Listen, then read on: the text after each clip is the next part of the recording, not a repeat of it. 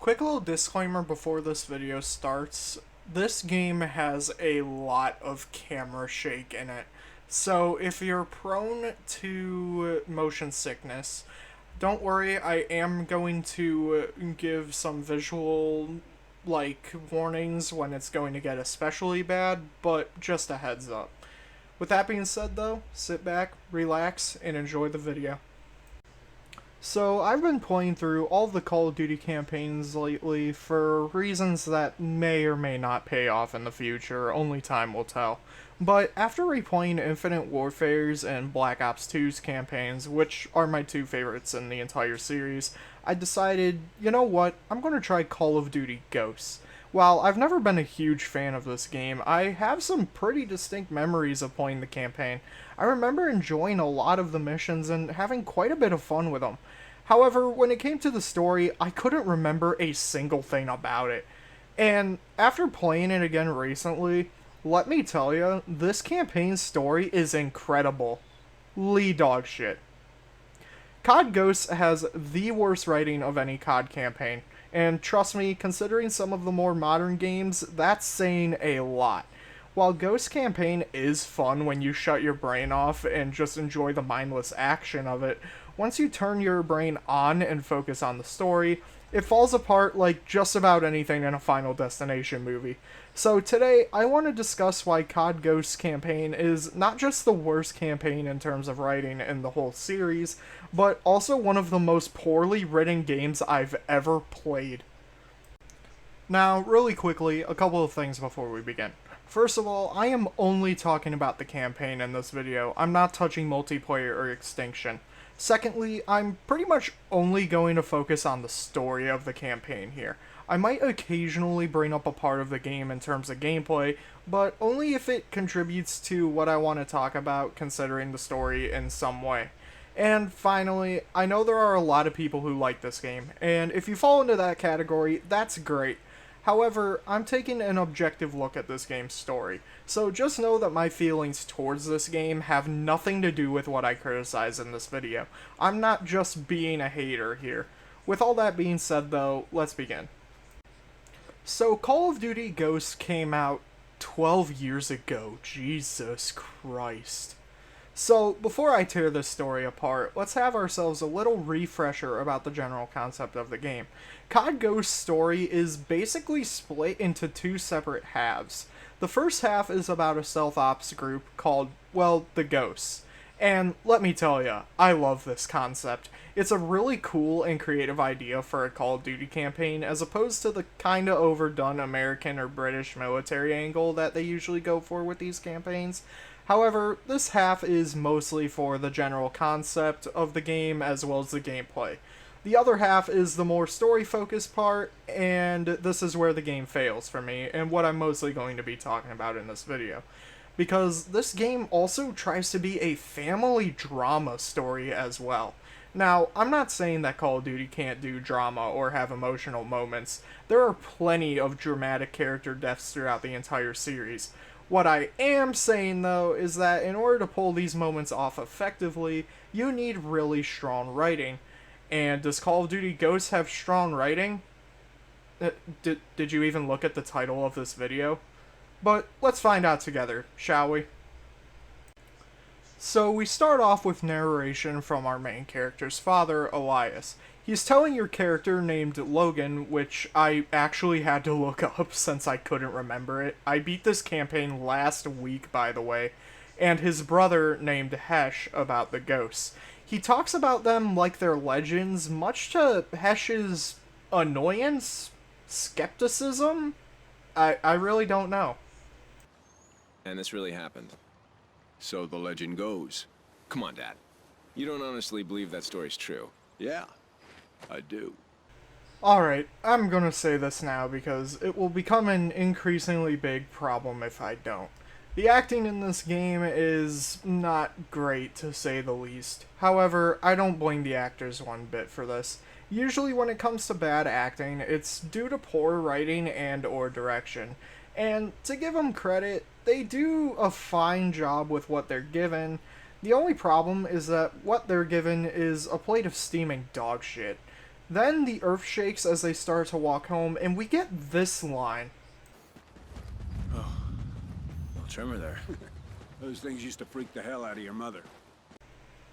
So, literally less than a minute into the game, and we already have our first major writing problem. Keep in mind that this is a family drama story. Saying that, this is the only time their mother is brought up, and it goes absolutely nowhere. Logan and Hesh's mother is never seen or even mentioned again, not even by Elias. Now, it's basically implied that the mother has passed away, but A, that's never confirmed, and B, I would think that it would be a pretty important piece of the puzzle in a family drama if one of the parents was no longer around, both to the alive parent and the kids. Now, I hear some of you saying that she probably died years ago and that they're already over her passing, but in this mission, when this happens, Logan, the character you play as, is 16, and Hesh is 18. And if she passed away when they were children, that raises even more questions that we'll get into later. And I hate to get off topic, but I really fucking hate it when games and especially movies do this. Now, I'm somebody who hasn't gone through this, but I really hate it when, say, Disney movies, for example, just throw in a dead parent for little to no reason and pretty much never bring it up outside of one scene. Regardless, my point is that this one line already raises so many questions, and it's a throwaway line that's never brought up again.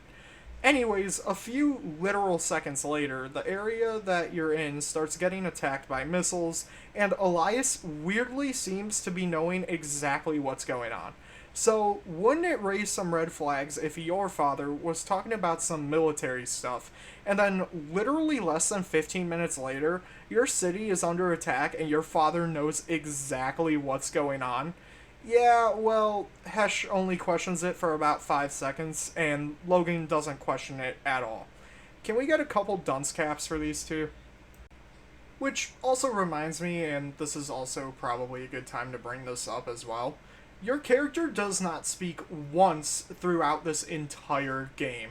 Now, the whole silent protagonist thing works in games like the OG Modern Warfare trilogy, since you play as mostly unimportant characters, or even in games like Halo or Doom where the main character doesn't need to talk, whether that's due to the story being simple or just because the story doesn't really require much talking on your character's end.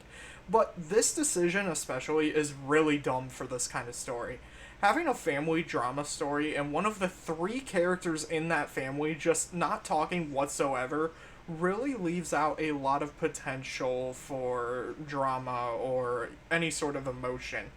Sorry for that little side tangent there, but it just baffles me that out of all the plots the developers could have made a silent protagonist work in, they picked quite possibly the worst one. This would be like if The Last of Us had Joel, Ellie, and then they decided to give Ellie a mute sister for you to play as for no reason whatsoever. There's just no reason for Logan to be here. This campaign could have very easily just been about the relationship between Hesh and Elias, with Hesh not being just an only child, but him being the one you play as. Dare I say, Logan is the most pointless playable character in any Call of Duty campaign. So then you switch perspectives to an astronaut on the Odin satellite, which is basically like this orbital strike thing. All is well and good until literally out of nowhere, the enemy military group invades the satellite with ease and takes it over. Now, I'm not the smartest person on Earth, I make YouTube videos after all, but isn't space travel a very complex and monitored thing? I just don't see it being plausible that these enemy soldiers can just ambush and attack this thing so easily. Surely they would have been detected at some point, right? I just highly doubt it'd be this easy to infiltrate a space station, but that'll never get myth busted, so I could be entirely wrong. So, after this mission, it's explained in the following cutscene that the enemy, known as the Federation, which has a name so generic they might as well be called Team Bad Guys, managed to unite all of South America and attack the United States. How did they unite South America under one banner? What are their motives for attacking the US? It's explained about as well as when your toddler smears paint on the wall and tries to blame it on the family pet. As in, not at all. Speaking of family pets, we get introduced to the best and most well-written character in this whole game, Riley. Not that one. This one. Yes, the best character in this game is a fucking dog. Am I complaining about the fact that the dog is the best thing about this game? Hell no. I'm complaining that the story already has plot holes so big you can fly an AC-130 through them, and we're only on mission 2. Anyways, we cut to 10 years later where Hesh and Logan are in no man's land with Riley. Hesh and Logan are both now a part of the American military, and they're tasked with getting intel on the enemy where they find the main villain interrogating a ghost soldier. Also, I want to point out this line here right before you start this mission. You two are going to no man's land. Wait, for real? We've been on the defensive for far too long, so I'm sending you outside the wall. You'll link up with a recon team, gather any intel you can on the enemy, and get your asses back here. So where in no man's land are we going? Somewhere you know better than anyone. You're going home. Trust me, that facepalm meme can describe this entire story. After this, Hesh, Riley, and Logan get ambushed by wolves. Riley gets injured and a wolf is about to pounce on Logan, but through either the power of teleportation or lazy writing, I'll let you be the judge, 2 Ghost members come in to save them. Now, keep in mind that at the beginning of the campaign, Hesh didn't believe his father's story about the ghosts. So, with that being said, how do you think Hesh reacts to seeing the ghosts? You look lost. We're not lost. Looking for you, Captain America. Walker, I believe you have something for me. Again, this is just really poor direction. Hesh, and by extension Logan, but he's barely a character outside of being told what to do, should be shell-shocked or in awe seeing the ghosts for the first time. Remember, in the opening cutscene, Elias was talking about the ghosts as if they were legends. Hell, Elias even calls them a legend himself, and Hesh didn't believe him. So, with that being said, they should be way more shocked at the fact that both the ghosts exist and the fact that they save their lives. And if this isn't the first time they've met the ghosts, why is this scene written like it is? And more importantly, if this wasn't the first time they met, then why the hell did they cut out the first time Hesh and Logan met them from the game? That's the problem with this game. So little context is given to the player, resulting in plot holes so big you can drive a tank through them, and when you do try to give some explanation to excuse it, it just raises even more questions. So, Hesh and Logan joined the other 2 members in trying to save the captured ghost member named Ajax. Unfortunately though, they're too late to save him. Luckily though, the game literally spells out to you that Rourke is targeting the ghosts. And then, literally right after this, before you even get any time to process all of this, they're told that the Federation is trying to attack the other side of the wall, where Elias is. This is another issue that I have yet to touch on, so I figured now would be the best time to. This game's pacing is basically like jingling keys in front of you constantly. There is no room to breathe in between scenes. Take the beginning, for example. It doesn't even take a full minute into the game before the Federation starts bombing the city. The campaign gives you no time to take in the atmosphere or have a false sense of security, which we'll touch on more later. It's like the writers were afraid that the player would be bored if there wasn't constant action. CoD Ghosts is basically the TikTok brain rot CoD campaign. And this is going to cause another side tangent about another issue I have with this game. But stick with me here, it's important. So, Call of Duty does this sort of thing, or at least it used to, where there would be stealth sections in missions, but if the mission wasn't all gillied up, it would almost always end with your character's cover being blown, or turning into another action-shooty bang-bang mission. Which, fine, whatever, cool. Here's the thing though. This game is about a stealth ops group. Not just that, but they're apparently supposed to be the best stealth team in the world. Now, saying that, they get their cover blown in every single stealth mission. No, I am not kidding. Most of the missions start with them doing cool stealth things, but then they get caught. Now, I hear you saying that Rourke knows how they operate, which is true, but the event where Rourke is captured by the Federation happened 12 years before the events in this game. And military tech evolves very quickly, so I feel like they would have gadgets that Rourke wouldn't know about, or at the very least, they would have developed new strategies that he wouldn't be able to predict. Speaking of which, let's get back to the story, because I'm not even halfway through this script, and we haven't even gotten to the stupidest parts yet. So, where was I? Oh, right. So, Hesh and Logan head back to where Elias is, since the base is under attack. Logan and Hesh go to at least make sure he got out alive, and this leads to, no joke, one of the worst cutscenes in not just this game, but probably in the top 3 worst cutscenes of the entire series.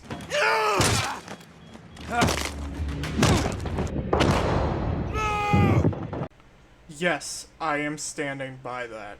So it starts with Logan and Hesh splitting up.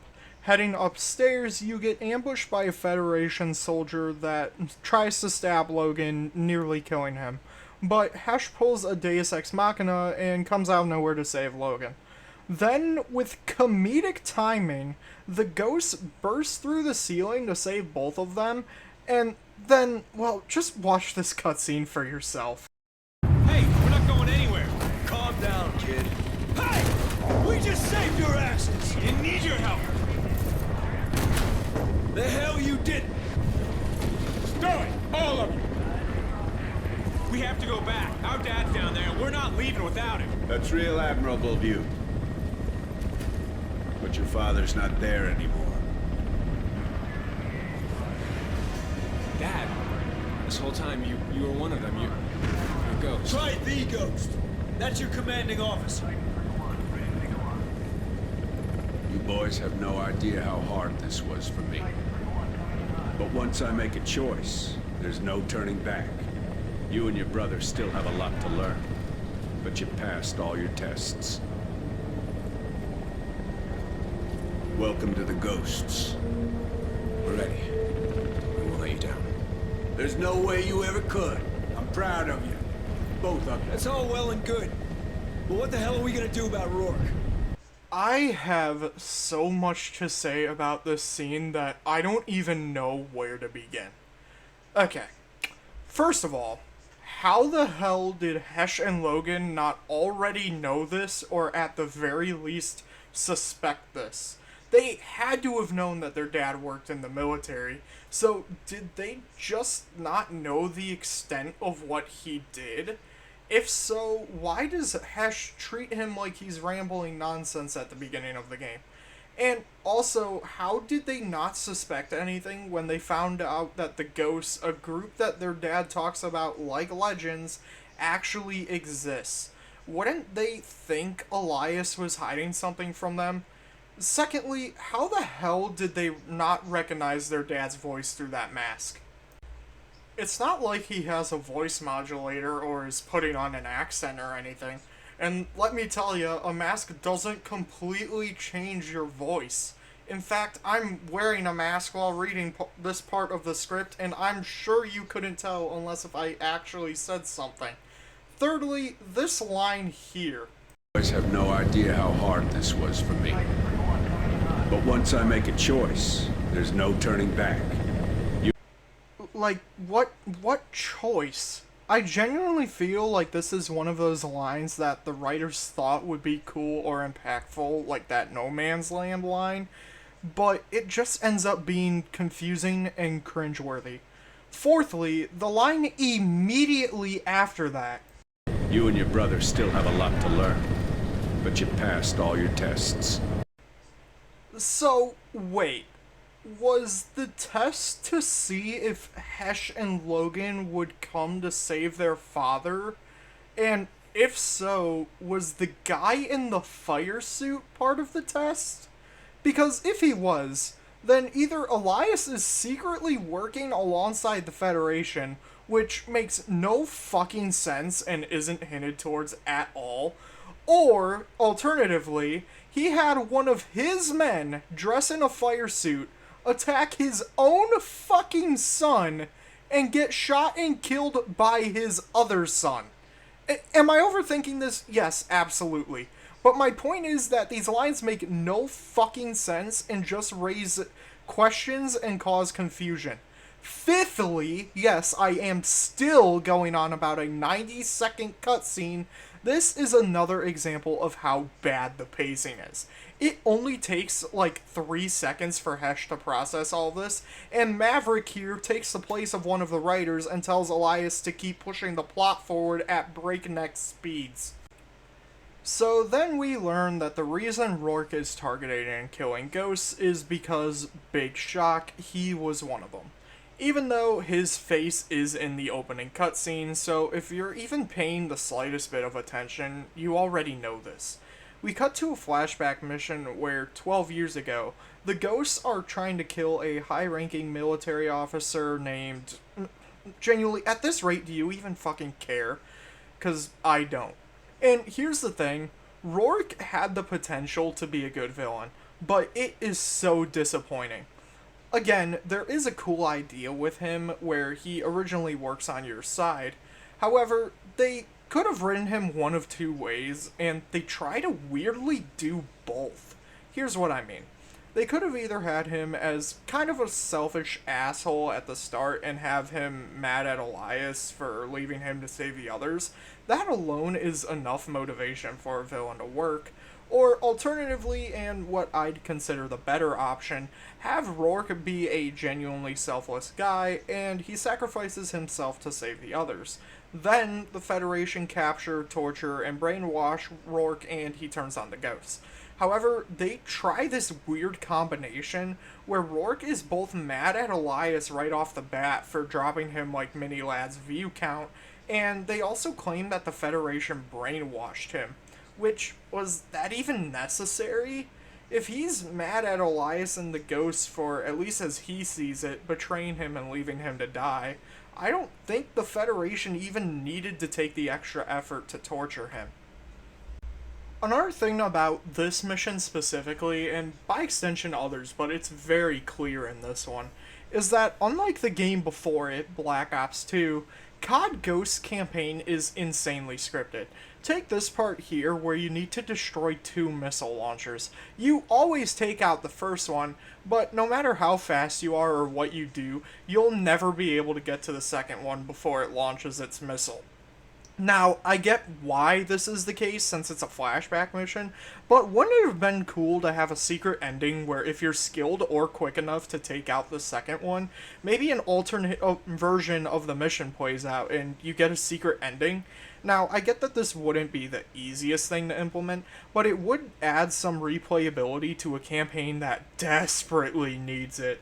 So after the flashback mission comes probably the most memorable mission in the game. You're rappelling down a skyscraper, killing enemies from outside the windows, installing a virus that cuts the power. Really cool stealth op shit. This is where the campaign gets really good, but that's mostly due to the gameplay. This is the kind of thing I want to see. There's not much to say in terms of writing, except for this line here. Well. If it ain't The Walking Dead. So you see, in case if you're one of the younglings in the audience and you don't get the joke here, the joke is that The Walking Dead was a TV show that was incredibly popular at the time this game came out. So the joke is that he said the name of the show in the game. Why aren't you laughing? This is peak comedy right here. So, after getting detected, taking a photocopier to the skull, and gaining an achievement for it, that's not a joke by the way, you learn that you were set up for a crappy reference from Rourke, and that's basically the end of the mission after you escape. That's the thing about this campaign, when there's not anything to pick apart like a block of fudge, there's really not much to say about it. Which is a damn shame because, as I've said, the gameplay for some of these missions is genuinely really fun. So, after one of the only memorable missions in this game, at least memorable in a good way, the ghosts find out where Rourke is and they capture him. And this leads to probably the dumbest scene in this whole game, and considering what I've talked about so far, that's saying something. So Rourke is tied down to a chair in the back of a cargo plane. Elias and the others are trying to, I want to say, interrogate him, but at this point my brain was just off, so I didn't even know if that's what they were doing.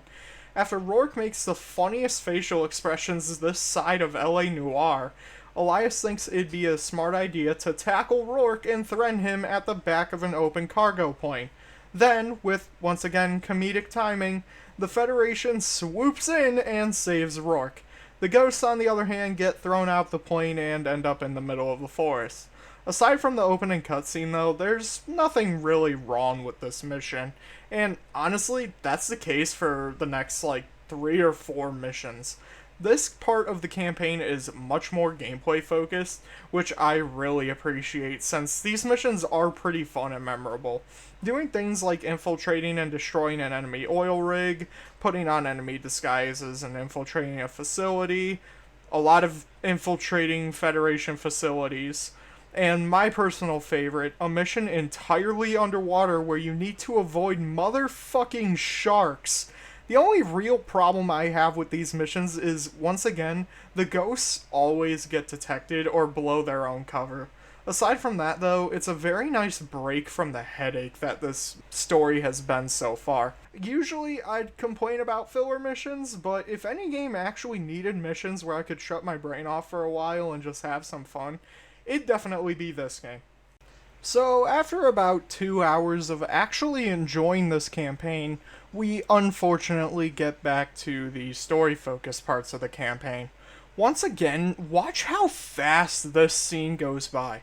I know I've bitched about the pacing a lot already, but Jesus Christ, let me feel safe for a minute at least. Let the player take in their surroundings and the atmosphere before they get captured by the Federation. And then we get to Elias's death scene. Now, Call of Duty campaigns usually have very impactful death scenes, especially when it comes to important characters. Now, I say usually because, well, big shock, this one kind of fumbles for me. And to explain why, I'm going to compare Elias's death scene to another death scene that I'm sure you were expecting me to bring up. That being Soap's death in Modern Warfare 3. No, not that one. The good one. Now, these two death scenes have a lot of similarities, but one is done so much better than the other. And I feel like it can be boiled down to 2 key components that I've already bitched about time and time again in this video, but I need to keep bringing them up because it shows just how big of a problem it is. The pacing and the acting. Firstly, Soap's death was built upon throughout the entire mission where it happens. While what causes his death does happen suddenly at the start of the mission, he doesn't actually pass away till the end of the mission, with the entire point of the mission being to try and save him. However, in Ghosts, this whole scene comes out of nowhere at the very beginning of the mission, and then it finishes quicker than a virgin during prom night. The acting heavily affects this scene too. Now, I will give props to Hesha's voice actor because he really does try in this scene, which is something I unfortunately can't say for anyone else. Compare this to Soap's death scene. The acting from Price especially is not just S tier, it's damn near S plus tier. Even without me playing the audio of the clip, you can tell just how devastated Price is about Soap's death, and you hear the anguish and anger in his voice throughout the rest of the scene after he dies. Hell, even after this mission ends, a big part of Price's motivation for killing Makarov is to avenge Soap. He brings Soap up quite a few times, and it's very clear that he and Soap had a strong friendship, even if you didn't play the first 2 games in the trilogy before this. Compare this to Call of Duty Ghosts, where we never really get to see much of the relationship between Elias and his kids. Not only that, but after Elias's death, he's only brought up one singular time. This is also a good time to bring up that in both of these death scenes, your character doesn't talk. However, this works with Soap's death since your character isn't really that familiar with Soap, at least from what I remember. So he probably wouldn't really have much to say about his death. In Ghosts, though, this is your character's father. I get that they decided to make Logan mute because, pomegranates? Honestly, the game doesn't explain why, so that's my headcanon now. But this would be like if in The Last of Us 2, during Joel's death, Ellie didn't say a word and the screen went to black once Abby delivered the killing blow. Honestly, it'd probably still be done better that way than it was in the TV show. It would just muddle a ton of the potential impact, and that's what happened in this game. And what's worse is, after this, not much happens in terms of the story. There's only 3 missions left after this one, and only one of them is story relevant, that being the final mission. Oh, and Riley also gets handed off to Merrick for some reason, and this is the last time you see him. No joke, this actually made me more upset than the literal death scene in the mission prior to it. But you're tasked with defending an aircraft carrier, then you do a space mission that would be done infinitely better in Infinite Warfare, and then the final mission comes along where Logan and Hesh go on a train, maglev, high-speed ski lift cars. I genuinely don't know what this is. Anyways, you make your way up to the front of the train where Rourke is, and it looks like Rourke has the upper hand. Hesh then orders a missile to hit the rail that they're on, sending the train, I don't care, I'm calling this a train, into the water. Rourke and Hesh fight for a revolver, and it gets thrown to you. As Hesh restrains Rourke, you shoot Rourke through the chest, but the bullet hits the glass behind them as well, and the car you're in gets flooded. So Logan grabs his brother, swims to the surface, and they sit on the beach where they watch the missiles hit the water. Honestly, this ending is fine. The bad guy's dead, the Federation is presumably defeated, and Hesh and Logan avenge their father. While not the best ending, it's at least a satisfying enough conclusion to the game, as long as they don't go adding a mid-credit scene where it turns out that Rourke is alive. Oh, you motherfucker! Let's be real, if you knew anything about this game, you knew before you even clicked on this video that I would bring up the ending of this game. Hell, there are video essays about why this ending is so bad. I've even seen people put it on par with other infamously terrible game endings, such as Mass Effect 3 and Fallout 3. Honestly, I'm struggling to find things to say that other people haven't. Yes, it is very obviously nothing more than sequel bait that will never be followed up on. Yes, it is one of the most poorly executed cliffhangers, and not just gaming, but in any media I've ever seen. And yes, it is incredibly stupid. So you know what? Instead of talking about the reasons on why this ending is bad, I'm going to take a different approach. Because I've actually heard some people try to defend this ending. And if you're one of those people, I have one word for you. No. Just no. There's no way to make sense of this. I've heard so many people say that Rourke was wearing a bulletproof vest, which that doesn't make sense because A, you literally see blood come out of him, and B, the bullet literally goes through Rourke and breaks the glass behind him. Now, I've never been shot by a revolver, and I don't plan to be, but even if I survived having a bullet go clean through my chest, I'm willing to bet that I would most likely be in too much pain to be able to swim. So Rourke should have at the very least drowned. And even if he somehow survived it, how did Hesh and Logan not see him come up? They are literally facing the only direction that he would be able to come out of the water onto the beach. How bad is their peripheral vision? The other defense that I've seen is that Rourke had a body double. And if that's the case, not only is it very convenient that this guy doesn't just look exactly like Rourke, but also has his same exact voice, but also, Rourke is literally covering the wound where he was shot. How the hell would he know exactly where he got hit if he didn't get shot himself? I'm gonna say it. Graves not being in the tank you destroy in Modern Warfare 2 makes more sense than this. No, I am not fucking kidding. In short, this ending sucks. I hate it, and I'm just finally glad to be done with this. At least I get to listen to some Eminem to wash away the bad taste this ending left me with. Call of Duty Ghosts campaign, at least in terms of the gameplay, is fun. I'm not denying that. Hell, I could even see why people enjoyed this game quite a bit, at least when it comes to the campaign. And dare I say even multiplayer and Extinction, but again, we're mostly focused on the campaign in this video. The story though, at least for me, basically completely ruins this campaign. It had the potential to be really good, but it just comes off as mind-numbing, cringeworthy, and just overall incredibly fumbled. Because a stealth ops style Call of Duty game honestly sounds amazing. Think of it like Splinter Cell meets Call of Duty. And to give Ghost credit, when it did do that, I quite enjoyed it.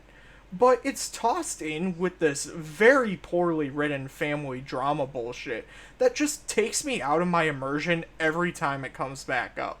Honestly, if you removed this entire family drama portion of this campaign, I would honestly like it a lot more. This isn't me saying that you can't like this game, far from it. Hell, even I found it fun at times. But the writing just really kills this campaign more than any other one I've played in this series. So, with that being said, that was the end of the video, but really quickly before I end this off for real, thank you guys so much for watching. I want to apologize for the lack of uploads lately.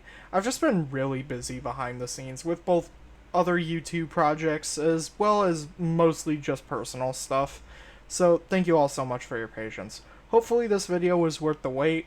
But with that being said, if you enjoyed the video, consider leaving a like and subscribing.